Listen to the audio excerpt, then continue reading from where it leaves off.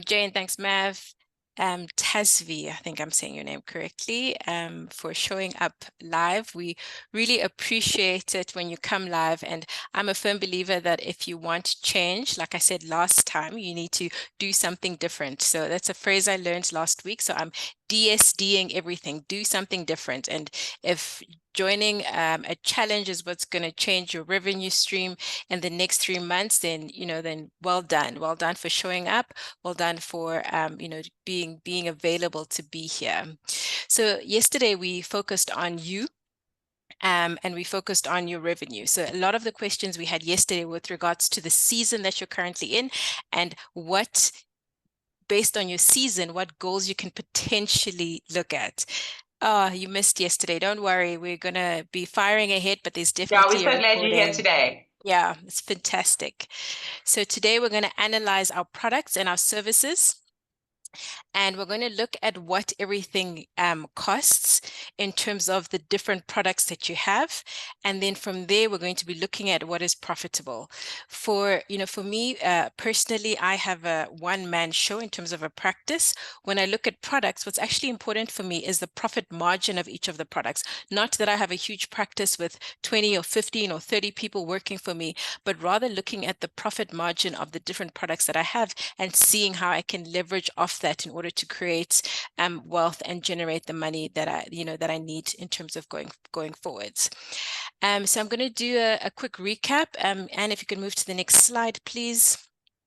So I am Pumla, and I'm an occupational therapist with a special interest in ergonomics. A lot of the product development stuff that I'm going to be sharing with you, I have tried before as well. So part of my product offering is an ergonomics training that does not make me do per hour billing. So I was looking for a product where I wouldn't have to do an hourly for my time and then bill for it. So that's an idea of what the product kind of looks like. And Anne is a powerhouse. Anne Gray, I always call you Anne Gray. So many people do. Anne is a teacher by profession, so you'll see a lot of the material that she brings and the way that she teaches is coming from that background. And also started up a business called Torch, and a couple of years into it sold it, so she has experience in building up a business and then selling it as well. Anne is a dear friend of mine, but the reason why we're doing this together is because I sat in on one of her programs, which is called Leaders Library. You can move to the next slide, Anne. And in the Leaders Library, what we really do is that we get the books. Oh, that's the wrong slide. The books that are out there. So that's the correct slide. So all of these books we basically have read through the Leaders Library. And what we do with these books is we read them from a business point of view, and then we put on the HPCSA hat. We put on what we can and what we can't do in order to grow our practices or to grow our businesses in a way that is still compliant with the healthcare professions. But because as healthcare practitioners, we did not have the training around business, then utilizing these books and utilizing the framework around it really helps us. So Anne also has an MBA, so she brings that into our mix when we're looking at product development and the different aspects that we need to look out for in terms of growing our practices. So you can move back to the other slide, Anne. No, the one before. So for those who were here yesterday, I know Mav was here, I know Jane was here. Thank you for adding your comments. Yesterday, I did have a look at them this morning with Christelle. So yesterday, we really looked at the season of your business, and the season of your business starts with you. What season of life are you currently in?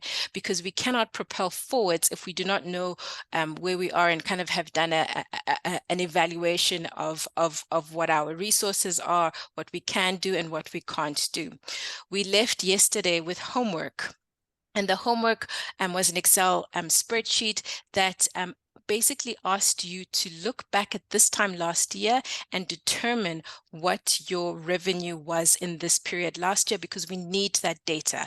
You will not want to miss day 4, because on day 4, we're going to put all the pieces together of what we have learned and what we have done. And we also encourage you to invite your colleagues. Anyone can still join this 4-day challenge. We really are looking at how we can give each other as healthcare practitioners the business principles that will allow us to do our business as well.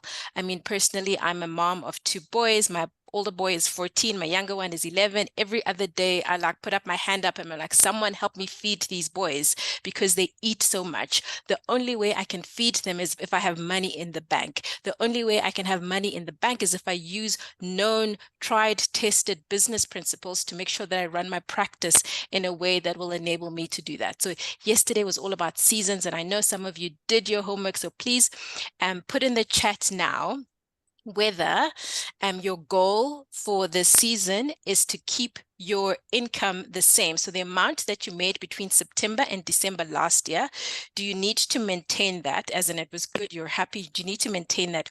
Or do you need to increase it? So just type in the chat now, maintain or increase. Yesterday, I also said I'm your bossy big sister. So I made you say that one of your priorities should be to increase the amount of money that you made in this season last year. So put in the chat whether you are at a point where you need to maintain or you need to increase the revenue that you made specifically this time last year. So Mav says her goal is to increase. Awesome, Mav. I saw that come through. Maintain. Regain. Oh, I like that. That. Sorry, Lee. Perfect. Thank you so much for that. We are really keen on getting your feedback and getting the information, because on day number 4 for the active participants during our 4-day challenge, we are going to be giving away a surprise, which is potentially very worth about 6,000 or 7,000 rand. We haven't finalized it quite yet, but please, thank you for showing up and for just going along this journey with us. Next slide, please, Anne. Okay, I hear you. Awesome. Okay, so let me tell you a little bit about my journey when it comes to the product development. So Anne and I have run 2 courses this year. The course is called Grow Your Healthcare Practice. I think we did the first one in April and the second one we did in July, somewhere there. Of March was the first one that we did, yeah. And then the other one was at the end of June, end of June. Okay. So in those 2-day workshops, what we go through is 6 principles that are inherent in any business that we run. And so one of the modules that we do is product development. And after the product development lesson that Anne runs, so we split it. I do the marketing and sales from the healthcare practitioner's point of view and finances, and Anne does the other 3.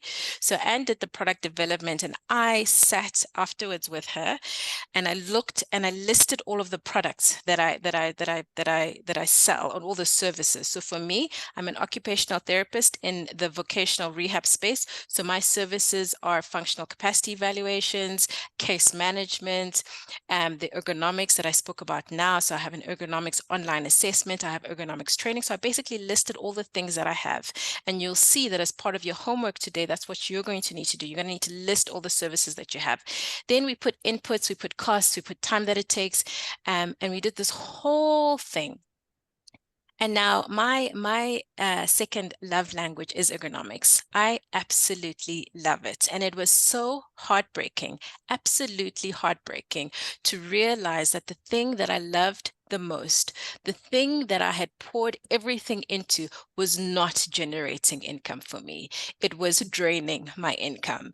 And that information from the exercise that you are about to do helped me to pivot, not necessarily remove it from my services, but pivot my marketing and my sales around this so that I could have a profit margin. And so a part of this journey is understanding which products are generating the income, not that that you can stop servicing clients completely, especially if you're a clinician, but it's to see how you can package those so that at the end of the season, at the end of the month, at the end of this challenge that we are running now, you have money in the bank to show for your efforts. And so I want to take you through some of the challenges that we face as healthcare practitioners when it comes to product development. Next slide, please, Anne.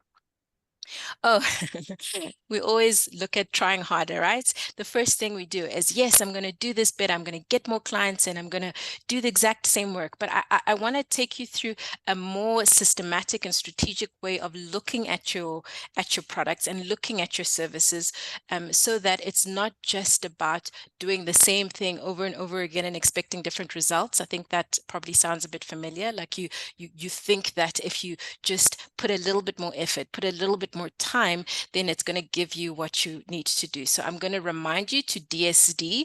We are going to do something different in this season. We're going to do something different in these next few months, so that we can move away from the definition of insanity, thank you, Anne, and rather move towards being business minded in how we approach our practices. We were not taught business principles necessarily at medical school, but that doesn't mean that we cannot be continuous learnings and put all our technical information as in technicians, as clinicians, and do that very well. But then every so often you have to put a management hat, and that's what this season is that we're looking at now, is to see how do I manage the resources that I have in order to get that outcome that I'm looking for. And then if you join our program, or if you interact with Anna and I a little bit more with the products that we have, then there's also the entrepreneurial hat that you put on, which really looks at new development of different aspects. So what are the challenges that we face in product development? So often, the problems are varied depending on the season, depending on where you are, depending on the level of your practice. I saw that we have a participant who's just started her practice. Her challenges are going to be different to, someone like, I know Lee has been in the industry for a very long time, are going to be very different from someone who's been in the industry for a long time. So the question though is, what are you going to use in terms of your resources to help you along the journey? Yesterday, I also gave an example of the guy with who was a business coach, and he got two calls, two different people, same industry, same location, same environment, two different outcomes. The one outcome was a person who focused only on what they couldn't do. The other outcome was of a person who utilized their resources to ensure that they did something different. Again, that word DSD, do something different in order to get the results that we have. Next slide, please, Anne. So often, when we start our careers, we don't think that we need to be business experts. I didn't think I needed to be a business expert. I just thought I needed to be an excellent clinician. If I'm an excellent clinician, then clients are just going to come through my doors and everything will be fine, and I will just manage to make money and life will be good. And very early on, I realized that being a great clinician is very important. It is definitely part of the package, but it is not the full package. My lack of business expertise meant that I spent more than I made in the first couple of years of my practice, and that I'm a firm believer of company of one. So I don't employ a lot of people, but I definitely overutilized resources in order to do the work that at the beginning I probably should have been doing myself. So the business principles around products development really do come with understanding where you are, so the season that you are in your business, and then determining how you can grow in your practice, how you can grow in your confidence, how you can grow in your costing, how you can grow in your marketing and in your sales. The other challenge that we potentially would face is the big man. I don't know why I always call the HPCSA a man, but in my mind, it's like this big, hairy man at that. With a stick. With a stick that is like over my head and saying, you will not do this, and you cannot do this, and you cannot blah, blah, blah, blah. And it felt stifling, especially at the beginning of my practice, and especially at the beginning of me developing my ergonomics products, because I thought, well, I can't do this, I can't do this, I can't do this, oh, and I can't do this, oh, and I can't do that. And then what do? you do Nothing. nothing. And so when we look at the challenges as healthcare practitioners, we need to understand that the HPCSA is there to help, is there to guide, but that there are still principles and ways that we can develop our products in order to gain the income that we need to sustain ourselves and to sustain our families. So I'm just going to pause for 2 seconds and just get a sense from you in the room, what are your sense, what's your feeling, what are your thoughts when it comes to the HPCSA and what you can deliver as a healthcare practitioner? You can type it in the chat, or you can come off and give a response.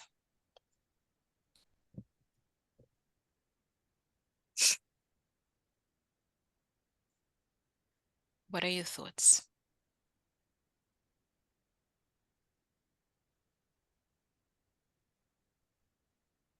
Yeah, I must say I find it a bit off-putting sometimes because there's so many rules about what you can and can't do. And is it like, for instance, is it ethical or not?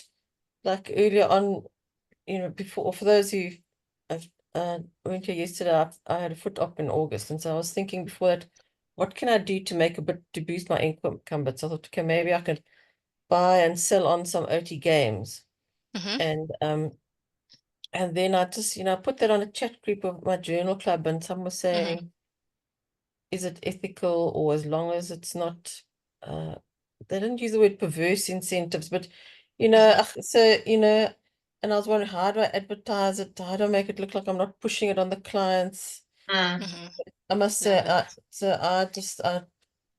sent something out once and then I didn't again. So I don't want people to think that I'm not trying to make money, but that's probably what you're going to say. That's our problem as our professionals. We don't want to be seen we've got like a money shaming thing almost.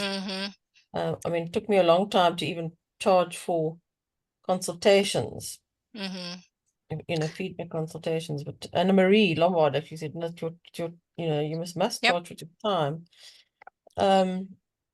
But yeah, so. Yep. Absolutely, Jane.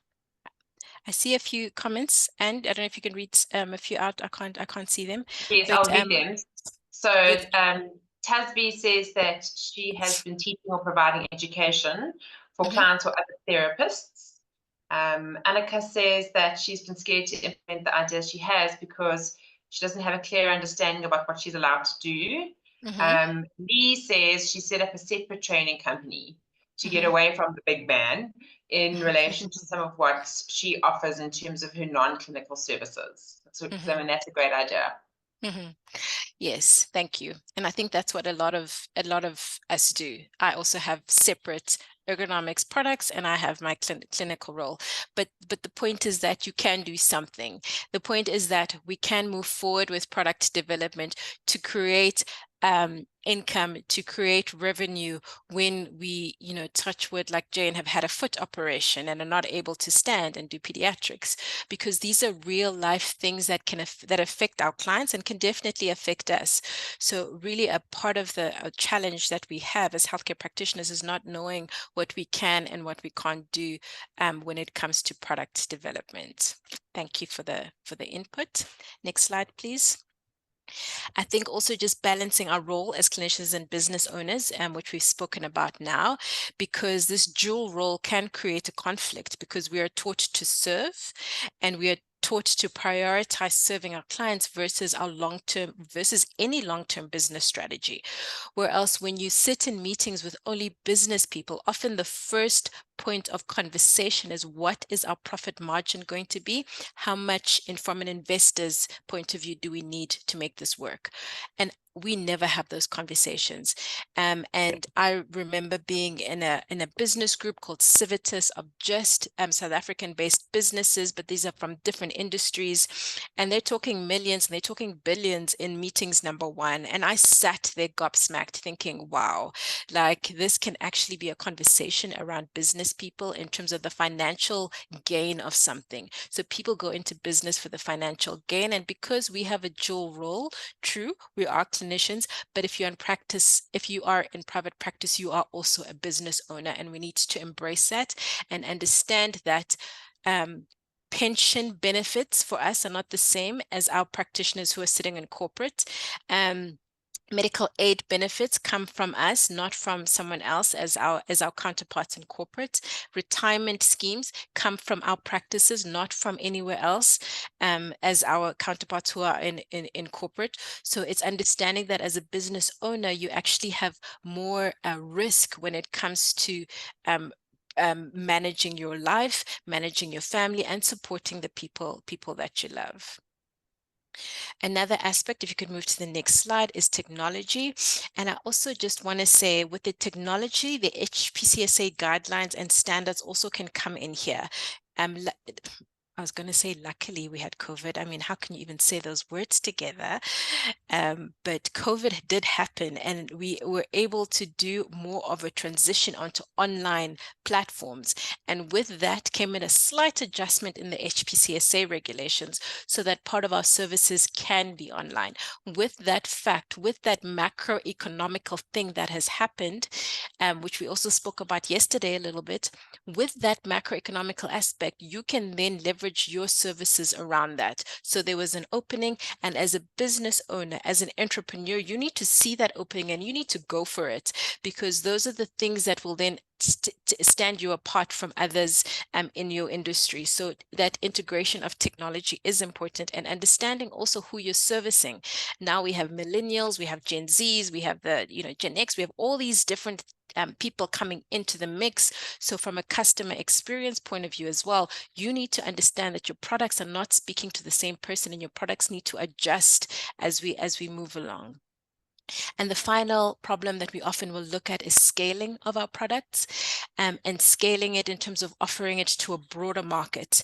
And this has been and continues to be like one of the things that we are working on also with this training program that we have here. How do we get more eyeballs? That's what we say. How do we get more people to know what we're doing? I was recently in Cape Town on two conferences. The first conference I went to was an InStop symposium, where I had the opportunity to speak about marketing and sales. At that symposium, there was also a gentleman from a medical aid company, and he was showing that the rate and the stats from a medical aid point of view of occupational therapy services has increased by like 200%, some insane number in terms of the number of claims that they're receiving as medical aid.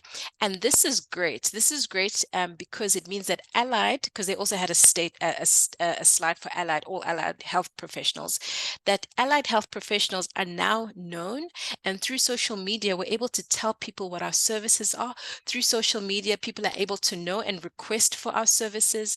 And from a scaling of our products point of view, and also linking up with integrating technology, we can use that and not over service our clients. Please hear me. I'm not saying that, but what I am saying is create awareness of how we can assist and help people in different spheres and in different areas for the benefits that we know and are trained to do. So that's just an example of how scaling of our products with the techniques that Anne is going to take us through tomorrow and on the last day will really enhance our product development journey.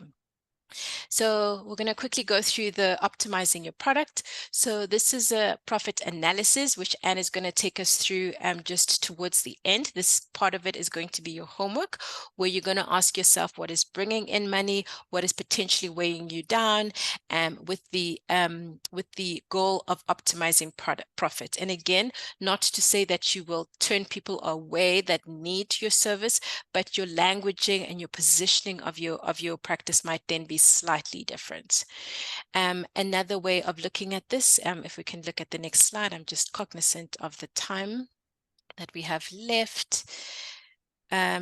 is product innovation. So this is really offering new products or looking more at different combinations. So Anne and I had a chat, and we did say that we're not going to look at new things necessarily in this season for this end of year rush, because remember, we're on a 4-day challenge. By the 16th of December, we want to have money in the bank. What we're looking at is existing products. So rather look at this product innovation in terms of your combination of products. Is it okay to say I'm going to do an FCE and then this is the rate for case management, or to just communicate that this is my FCE rate and this is my case management rate, just for knowledge base of the person who's looking at your information, because you don't want your client to be asking too many questions. Your communication should be clear so that they know what products you're offering. And the last aspect of optimizing your product offering is the planning the product development and making sure that you have put research and understanding around it so that the efficiency of your outcomes is apparent and is available. So that concludes the product offering aspects that we're going to be looking at. And also we will launch in tomorrow, more looking also at the customer experience and leveraging what you already have within your practices. And I don't know if you want in the next 2 minutes to go through the product Excel spreadsheet. I'm so excited that you guys are here while Anne is putting that up. And I really encourage you to continue coming up, showing live, and doing the best that you can to increase that revenue for the time that we have here, 16th of September to 16th of December. And just by showing up here and giving us 30 minutes of your time, you're already showing me that you are doing things differently. And I honor you for your time. And I thank you also for showing up here. So I'm going to hand over to Anne now. Thank you, Anne. Hello, everybody. So this is Excel spreadsheet number 2, and I promise you right now, this is the last one that we will make you do. And so this spreadsheet really looks at the cost of producing the products or services that you have within your business. So what we have here is your overhead costs. So this is broken down into all the various different things that are relevant for your particular practice. So this practice pays rent. They have got some equipment that they pay 1,000 Rand a month for. There's the owner's compensation. So owner's compensation is my fancy word for your salary. Then we've got an admin staff member and some cleaning services. And, so you're going to take the spreadsheet and you're going to put your various costs in there. And what's going to happen is it's going to calculate, so don't change the yellow cells in this particular example. It's going to calculate your monthly run rate, which is your overheads run rate, and it's going to give you a rate per hour. So in other words, in this particular practice, it costs 1,800 Rand to keep the practice open for every hour that we are seeing or treating patients. Then we have a couple of follow-on services. So here we have an initial assessment that's being done, a follow-up consultation that's being done, and a report that's being produced. And this is what your cost to the patient is. Now, I've put the average because I know that in some cases, maybe you're providing pro bono work. In some cases, maybe you're providing a reduced rate. Maybe you've got one rate for the patients that you see at the school and another rate for patients that you see in your rooms. You have to use your average rate here. And then you can, unless you want to just, put it all in there, rooms patients, school patients, all that kind of stuff. And then how many of those types of appointments do you have every month, and how long are those appointments? How many hours? So in this case, an initial assessment is 45 minutes and a follow-up consultation is 20 minutes. And so obviously you've got to take 1 hour and divide it by 60 and times by how many minutes. And then we say, all right, how many of those are we doing? So if I have 6 initial assessments and it's 45 minutes each, then actually I'm doing 8 hours worth of assessments in my practice. And if I'm writing 8 reports, and those reports take me 4 hours each to write, then I'm doing 32 hours worth of reporting. And so here on the yellow cells, it's just automatically adding up everything that you put in that column. And now we go and put in whether or not there are any additional costs that we need to factor in for that particular kind of appointment. So in this case, a VA is paid to type up and format the report, and there is an additional cost amount for that appointment. It's 500 Rand for the VA to do that. And we've got the 4,000 Rand because it takes the VA, it's 8 hours, and so 500 Rand an hour is 4,000 Rand. And so we've now worked out that the overhead cost per appointment, so what it's actually costing you to do this, is 7,500 Rand to create that report, okay? And how did we get that? We basically said, we're going to take this per hourly rate of your overheads. We're going to times it by 4. That's the number of hours of your appointment. And that's how much the overheads cost for that particular service. And then the total cost is where we've said we're doing 8 of these per month. So times that by the per appointment cost, as well as the additional cost, and we get to 91,000 Rand. So it's costing this particular therapist 91,000 Rand to produce 8 reports in 1 month. And what we can see there is now this is actually a very, very profitable piece of work, because it's costing her 7,500 Rand to produce, but she's selling it for 11,000 Rand. And so her profit margin here is 3,500 Rand. So for every report she does, she makes 3,500 Rand. Factor in the fact that she's actually making a loss on those initial assessments. But if those initial assessments turn into very profitable reports, then she's sitting with quite a profitable product at the end of the day. So this particular therapist would then focus on bringing in initial assessments and turning around those reports as fast as possible. And if there's follow-up patients that come in, they're coming in, they're not all that profitable, but it's not bad. But what you want to be doing is you want to be aiming for a profit margin that is increased over this next period more than what your average profit margin is for the rest of the year, because we are trying to build up a bit of a kitty. And so I know, Pumla, you've made some decisions. Like we did a similar sort of analysis for you, and you've made some decisions about what you're saying, what you're doing the most of. Do you want to quickly share? Yeah, so when we did this, my decision was to not put hours into ergonomics, so rather to pivot my marketing and my sales around products that are already in existence, so that that can basically sell itself. But me going and seeing someone and assessing them was costing too much, and my profit margin was too low. So that's the decision that I had to make.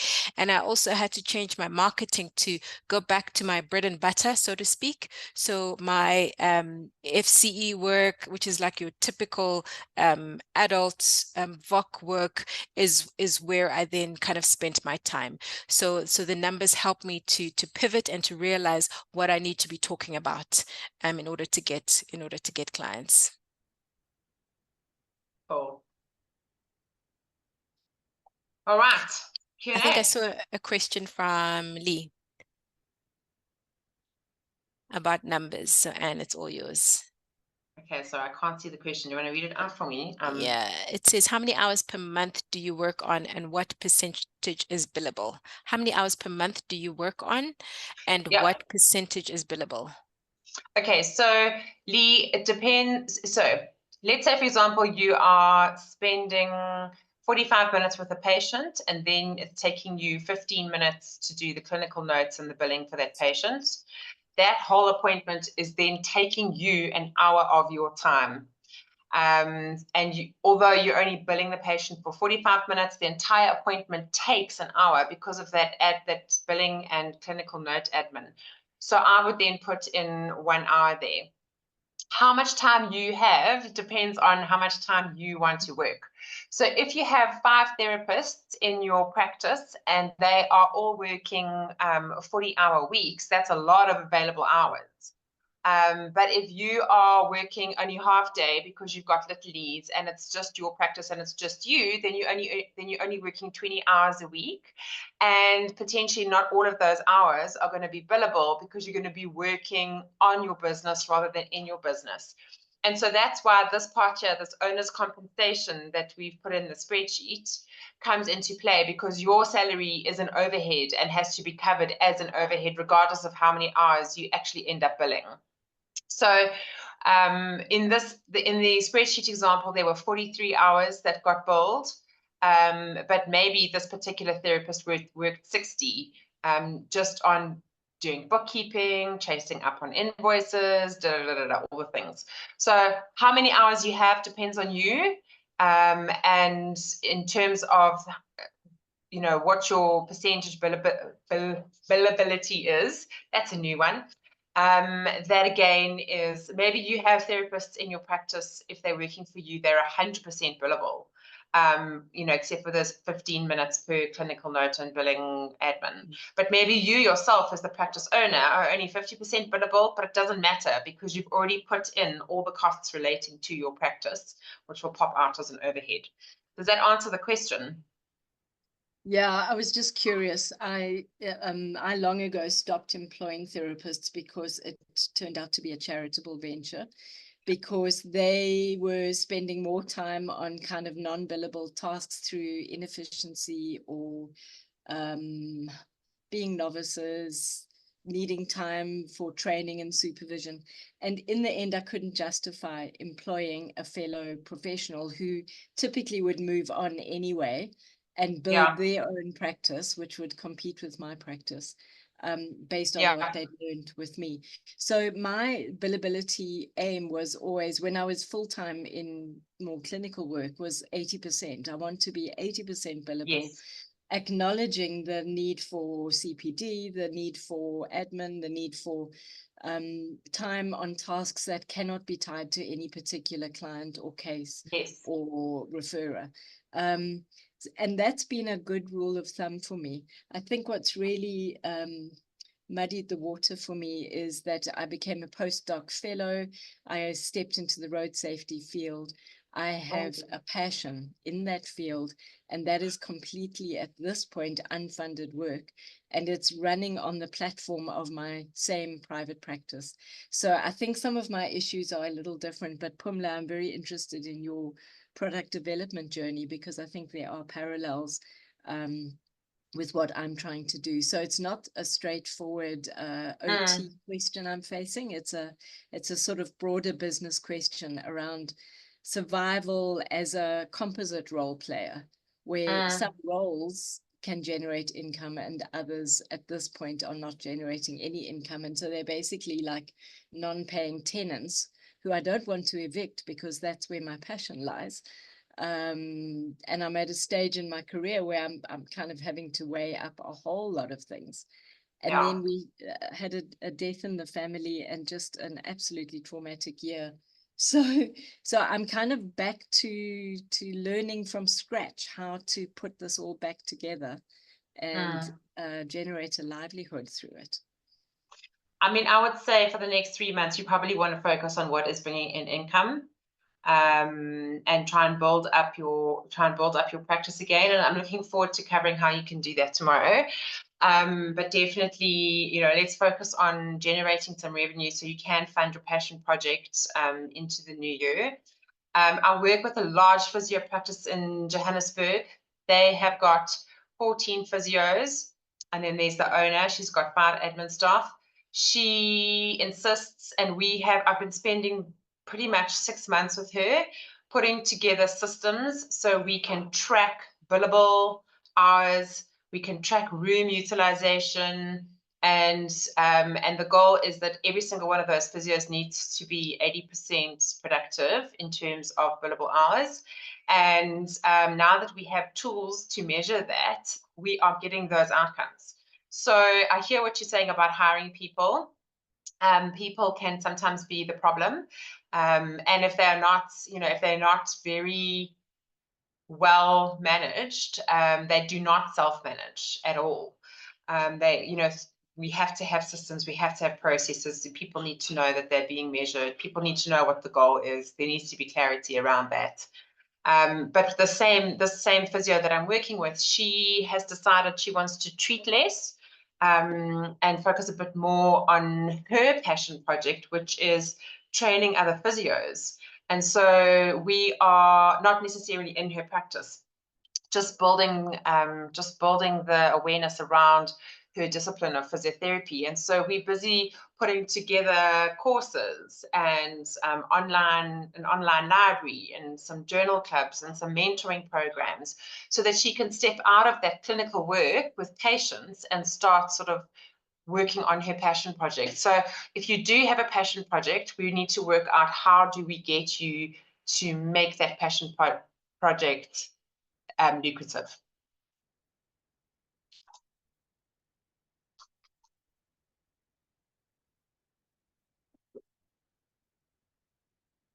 You're muted, my friend. Tasvi says, it looks like my passion project is to teach. And that's great because there's lots of teaching opportunities. And, you know, I'm currently doing an online course on how to have an evergreen product. So there are also many product ideas. And in the course that I'm doing, there was a nutritionist, a pediatric nutritionist, and she runs a workshop. And it's, you know, it's not a costly one, but it really aims at parents who want to know how to transition their children from eating that other food to solids. Yes, I don't know what the right word is. But she was able to sell that and scale it, because again, it's not billing an hour, it's not selling at your time. It's something she had already done. Then she developed it, and then all she had to do was market it. So there are lots of other ways that we can create an income based on our skill set and what comes easy to us and what our passion is. But the focus of this course is what are you doing right now? Because for the next 3 months, we don't have time to start going into the product development rabbit hole, right? That is when you're on the beach from the 16th of December to the 16th of January, that is your opportunity to dream up your new products, okay? The rule is right now, find out what is making you the most money now so that you can pay for that time on the beach. Yes, ma'am. Okay. Cool. Cool. Thank you, guys. Tasvi, we understand your vision. Yeah.